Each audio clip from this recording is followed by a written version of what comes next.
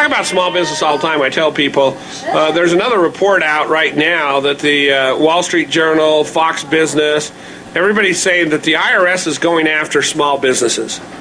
They believe small businesses are underreporting income. Really, you think? And if you're considering going abroad for production anymore, you got to read and look at outsourcing and reshoring trends. They're going to target small businesses, the group that creates 60 to 80% of the jobs, that impacts the economy probably more than any other industry in the nation ever has. Small businesses cropped up basically around the industrial era and to support manufacturing, and that's what built our towns, our communities, our cities, and our states. As production started happening and started producing, and America became top producers for the world, manufacturing jobs paid very high wages comparably. And because of this, support industries popped up. Banking industries really took off. Fast food, restaurants, bars, taverns, entertainment. Everything built up around manufacturing. Well, with the decline of manufacturing in the world, we're also starting to see the decline of the mom and pop. The industries that are out there, although more and more people are starting to look and say, wow.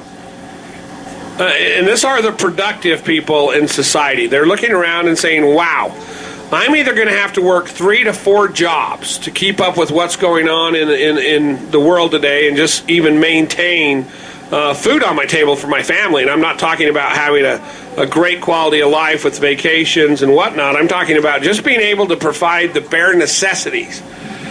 People are having to think outside the box once again. Government's trying to do everything they can to limit entrepreneurs from being able to do that. I don't know what it is with government, but they tend to hate business.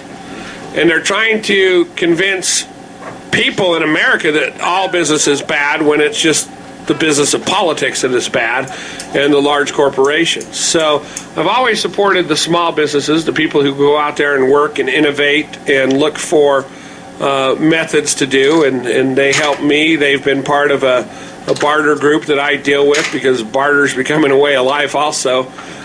When you have to trade your services for somebody else's specialty just to get certain things done. So Mint Condition, Shane, when did you start it? We started in 1999. My wife and I, Margie, started Mint Condition in 1999. That puts us in the upper 1% of the world as far as standalone detail shops go, because less than 1% will ever last 8 years. So we're on our 14th year. And that's pretty good. Now, how long were you in the industry before you started the business? Before I forget, I got a comment on some of the things you said. Really sparked a lot of thoughts, and I want to share with everybody. You know what you said about exporting labor and things like this. You know, I've always said large corporations will export labor, and small labor-intensive businesses such as auto detailing will find ways through technology and innovation and methods to eliminate labor. So every time you're either the IRS or somebody is burdening the labor-intensive industry, all they're doing is finding a way to eliminate labor. And the more you raise labor costs, all we're going to do is through technology or export, we're going to eliminate labor. I mean, even a fast food restaurant, when you're talking to that kiosk ordering, you're not talking to a person inside that building. They're in some sweatshop in China. You know, when you look at it, and that's the small vision businesses also have, because when you eliminate labor, when you export labor and nobody's working, who's going to have money to buy your product? Right, exactly. And that's the short-sightedness of business. And CEOs go for the quick payoff today. Large CEOs, that's what you're taught. That's what you're taught in school is you get your business degree. You're taught, make this as profitable as you can, grab as much of the money tree as you can, and worry about today. Tomorrow will take care of itself. Yep. And that is a negative, it's having a truly negative impact on society because many people can't even afford their lifestyle.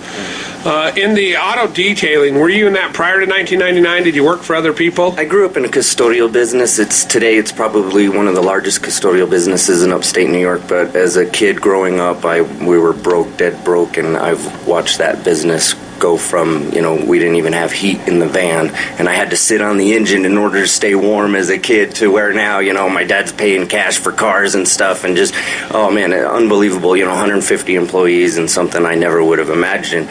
But that was my education growing up in the custodial business. I learned just about everything there was about not only cleaning and chemicals and, running machines and equipment, but also running crews and managing people and stuff like that. So I had an incredible education around the whole cleaning industry. And then, of course, as a teenager, falling in love with cars and having a love affair with cars like most boys do, I would take my dad's chemicals out of some of janitor's closets, and I thought I was starting a detail business. But then in 1999, after being fired from an actual detail shop in Utah, for not getting up in the morning, I was then started. So yeah, I was working at a detail shop prior to this, but I still had customers that wanted their vehicles done, and so it just kept going. And I really believed that I was going to hire a crew and build, have a lot of employees and manage it that way. And I'll tell you what, it just didn't work out that way at all, because and what I learned about the detailing industry being so labor intensive, it implodes. Every other detail shop I've ever seen, the bigger they get, they implode. And when I talk about detail shops, I'm talking about the standalone detail shop. I'm not talking about a car wash that's pumping out 900 car washes at $10 a piece, and then they got a detail shop. I'm not talking about a dealership and they got a detail shop. I'm not talking about a body shop. I'm talking standalone detail shop. It's all you do. You have no other services. If you come to Mint Condition and ask for just a wash, we don't do it. Yeah, you saw a huge cropping up of those where you go in and you get your car washed, and you can either get your car washed and then hand dried by a bunch of low-paid employees, and they've expanded to where they'll do full detail for $100 or $99, or they just have different packages. Now, I used to get my cars detailed once a month in the summer, and then before winter, and then spring, get them really detailed out. And some people do detail really good, and other people I question why I paid so much. Yeah. There's a lot of them. Just for the ego trip, I guess. It's a horrible. It's in a lot of ways it sounds like a glamorous business, and it really is, and it's something I love. It's something that I believe I've got a God-given talent for, especially streamlining it and making it efficient and less labor-intensive. I'm just too stubborn to quit, but there were many times that I should have quit and done something else. But it's an industry that sounds glamorous, but unfortunately it's so easy for any what I call backyard detail bum to get involved in, because they take a couple of spray bottles of buffer from Harbor Freight and a shop vac, and they think they're in business, and if they do have a pressure washer, it's a cold water pressure washer. They don't have steam. They really steam out the thing. They don't have. I mean, it's just it really muddies the water and gives us sort of a bad image sometimes. And so, yeah, my wife and I are mom and pop, because we do show up at work every day, and we are there and we are hands-on. But we've done something extremely different, which is we've actually built a business. No other detailers makes a business. Nobody builds a business. They build a profession. They don't even know what a business is. They don't even get it. So we are mom and pop, but we have a very huge global, large vision of what we want to do with this, and we're going to streamline it through, and there's just not going to be enough time for me to explain my vision and stuff, and that's what I really want to talk about. Yeah, we could talk about how to clean a car and get rust off of rims and things like that, and buff polish and hand wax and spider webbing, and we could talk about the profession, but the vision is like you said right away, you hit on it. The first thing you said was talking about labor and the IRS and everything. Well, what we've done is I've taken something that's so professional. We're going to have to continue on. We're coming up to a hard break, folks. We're here with Shane from Mint Condition, and we'll find out a little bit more of this after the break. You're listening to Freedom's Voice on K-Talk.com, Utah's only live local two-way talk. See you on the other side. Here's Shane from Mint Condition. He's somebody who wants to change the world as far as auto detailing. He has a shop in Ogden. That's not really he's like Steve Jobs had a vision. Bill Gates had a vision. They wanted to revolutionize the computer industry. People want to revolutionize the internet. You have the Googles, the Yahoos. Ford wanted to revolutionize the auto industry. So a lot of people want to revolutionize things. Shane, you want to revolutionize the auto detailing industry. So you've gone into great detail to try and design products that will help.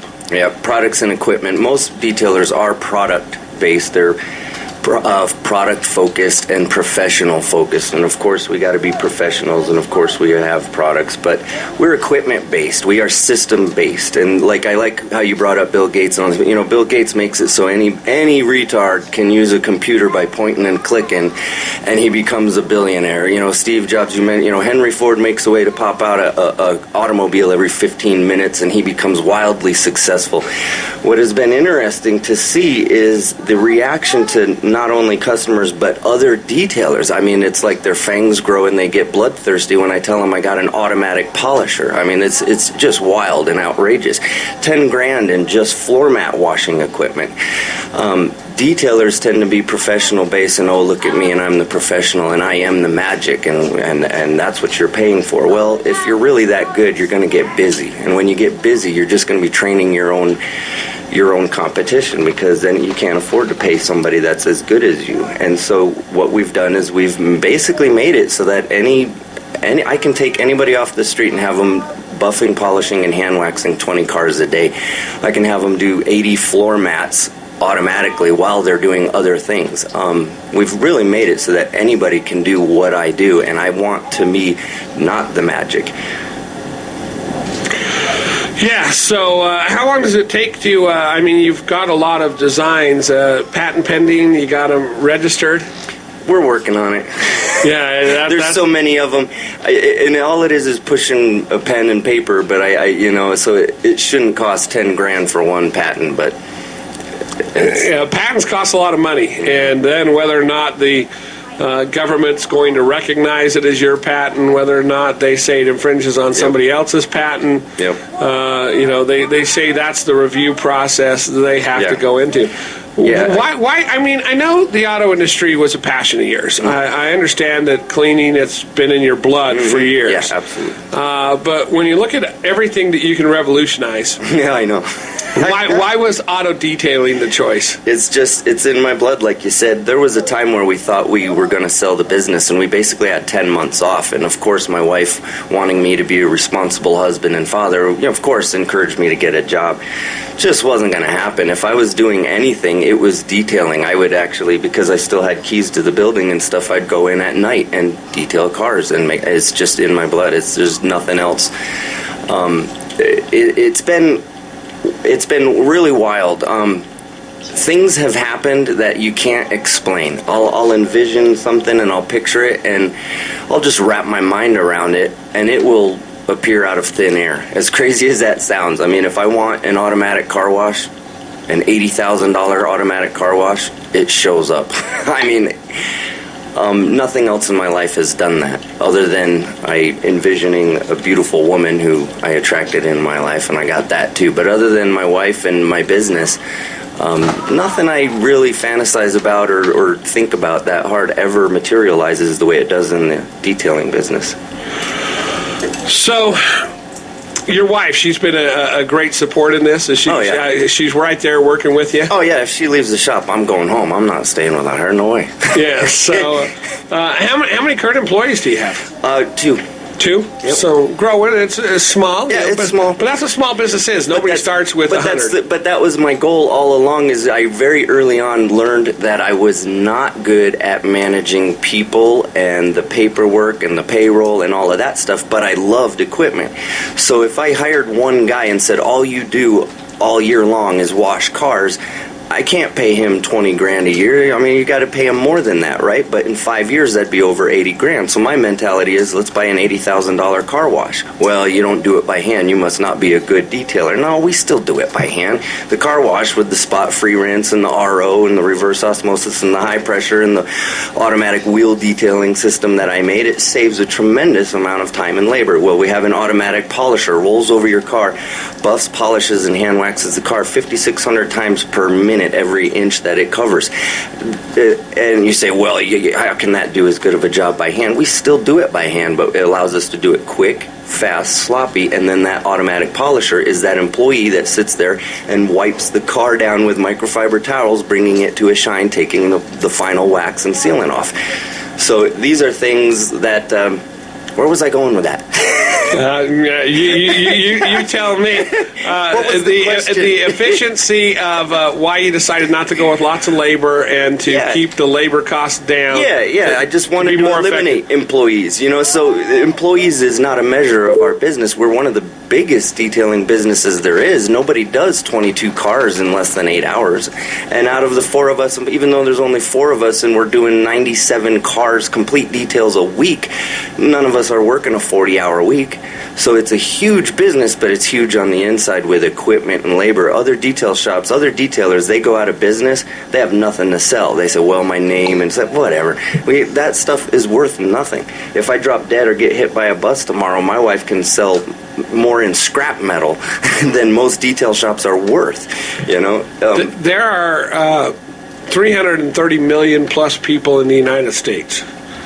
Out of those, there's about 175 million who drive or own a vehicle. Mm-hmm. Pretty good industry to get in if you can revolutionize it. Yeah, if you can make it quick. And the other thing is as time goes on, it used to be, here's the thing. A detail cost $100 30 years ago. So in today's economy, what should you pay for a full detail? I mean, $600 is realistic, but nobody's income has kept up with that, and they don't even want to pay $600 for a boat or a motorhome. So they don't understand where we're at. So you have to revolutionize it. The way that people are doing things is so antiquated, and still the same technology. The equipment and the things that are made by manufacturers for the detailing industry, they don't detail cars, so they don't make equipment that saves time and labor. You can't extract the dirt out of a carpet the way that we do, because nobody has a carpet extractor like we do. A Thermax or your typical carpet machine, it just ends up being a shelf that we stack floor mats on in our shop, and they're just it's ridiculous. You look out there.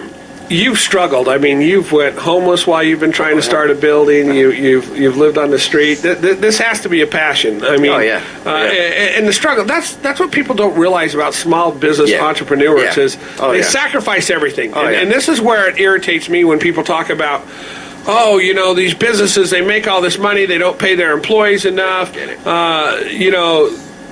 Getting mad at the unions because the unions are demanding a fair share.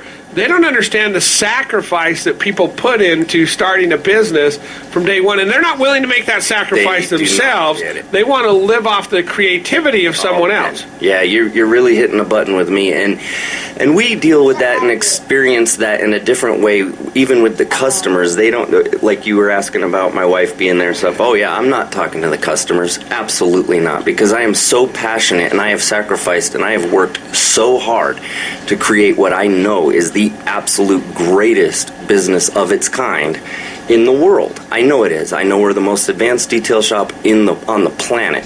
And so when somebody wants to, take advantage or kind of, take something from, they're dealing with an animal that is just, you just can't relate to it. Just like you said, and I was blessed to watch my dad struggle. Like I said, growing up broke, no heat in the van, all the way up to where he is today. I've learned that people just don't get it. It's an education that people just aren't educated about it. They don't understand, like you said. But you said mentioned about being homeless. Yeah, that was even once prior to detail. And then when I started the detail shop, I had a cool little cabin that I was renting up in Mountain Green, and it was nice. But I thought, you know what? Why spend all this money on rent when I can put this money into my business? And I threw down a couple of pallets and a mattress on them, and I slept in the office in the back, and I just stayed at work all the time, and every penny of profit has been that way. And so when I talk about these machines and this equipment and all of these things, where did I make the money? So I love when I talk to other detailers and they go, well, I'm a professional and you're not, and they try to compete with me. It's like, where do you think I got the money to buy this stuff? I didn't go out and get a loan because I wouldn't know what to buy even if I did have the money. It was, I did a detail for $80 and I went and bought a used shop vac. I did all the way up to a $60,000 polisher. We've paid for everything as we've gone. And these inventions, we've probably wasted $100,000 over the past 10 years just trying to figure stuff out. And now I've got it figured out, but my strengths are in that. Now I need to find somebody whose strengths are in franchising or patents, like you said, things like this. So those are my weaknesses, and that's the direction that we need to work on now, is packaging it and being able to share it with the rest of the world. And I'm sitting here looking at Shane. He has a bunch of blueprints here for a bunch of things he wants to do. If there's somebody out there in the listening audience that's expert in these areas or thinks they can help Shane, what's a number they can call you at? 801-690-1277, and that's my personal phone number. That's not the business number. 690-1277. If somebody does want their car detailed, where do they call for that? 603-5555. 801-603-5555. It's mintconditionautodetail.com, and we also have a lot of YouTube videos. So you can find him on YouTube. You can find him on the internet, Facebook. So he's doing all the right things. Do you feel you're finally at a turning point in your business where it's ready to take off and move to Salt Lake and have one in Utah County? Oh man, this past winter it gets slow, especially in Ogden. And that, before I get on that, I forgot something you said, made me think of something. Not only did we struggle and stuff, but we're in Ogden, Utah. I mean, Ogden, man. It ain't like I go to Salt Lake, people are paying $65 to have their Lamborghini washed. Up in Ogden, every vehicle is rusty rims, minivans, looks like 10 babies with no diapers, looks like a dumpster blew up on the inside of a car. I mean, this is Ogden. So we're getting the least amount of money for the dirtiest cars, and oh my gosh. And so to do what we've done, to sacrifice, I'm going back on that, homeless and stuff, and taking every ounce of profit. I mean, we got a family of 5, we're living in 800 square feet, I drive a $400 car because we're so passionate, but yet I got $300,000 worth of equipment, right? I mean, there's definitely something's crazy with somebody that sacrifices that hard. So, but yeah, this past winter it gets slow in Ogden and stuff, and I found a location. It was actually the location that I was working at a detail shop where I got fired from for being late every morning. So Mint Condition opens at 10 now, and we got to have your car right at 10. Anyway, I got fired. It was the location I got fired from. It was the location I met my wife from, and they were going to rent out the detail shop, and I thought this was perfect, and I dragged my feet a little bit, because when I expand, any other detail shops, they buy some more spray bottles, a couple of buffers, maybe a shop vac, maybe this, maybe a cold water pressure washer. That's their investment. Me, I was planning, hundreds of thousands of dollars worth of equipment, because I'm going to do I'm going to do 20 complete details in a day with 3 people. So it took me a long time. I was dragging my feet. Anyway, long story, I lost that location, but I swear I'm passionate about being in that location in Layton, and it will happen in the future. But yeah, we are at a turning point, and I recently met a very interesting guy that sparked my... All right, we'll be back. I'll let him finish a little bit after the top of the hour, and we'll get back onto some politics, folks. Hang tight. You wanted to say to wrap up, so I thought I'd carry over for a few minutes, let you say them. What would you tell the listening audience if you had one thing or 2 things to say before you died? Not that I'm going to kill you. You're with Mint Condition in Ogden. You're looking to grow. You're looking to expand. You have the innovation. You have the wherewithal. You've paid for things as you get it. So what would you tell people? Thank you. There's so much to say. We're going to do it. You're absolutely going to know who we are. You're going to know who I am when it comes to auto detailing. And then with that success, I hope to also educate people not just about detailing, not just the detailing industry, not just our system, but with mentality, their mentalities and how they think. Hey, let me call you at 20 after. I'm live on the air. All right, sorry about that. So, hey, Shane, give the numbers one more time where they can contact you. I'll let you get out of here. My personal cell phone is 801-690-1277, and then the shop phone number for customers wanting their vehicles done is mint condition is at 801-603-5555, 603-5555. All right, hey, thanks, Shane. Take care. Thank you. All right.